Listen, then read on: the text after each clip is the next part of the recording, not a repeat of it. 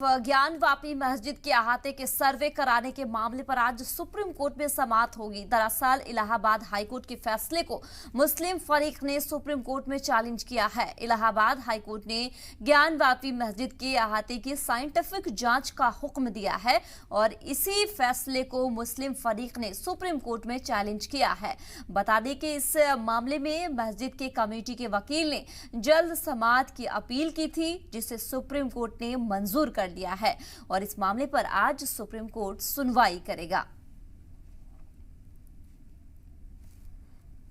तो बता दें आपको कि मस्जिद के कमेटी के वकील ने जल्द समाअत की अपील की है, जिसे सुप्रीम कोर्ट ने मंजूर कर लिया है और इस मामले पर आज सुप्रीम कोर्ट में समाअत होने वाली है।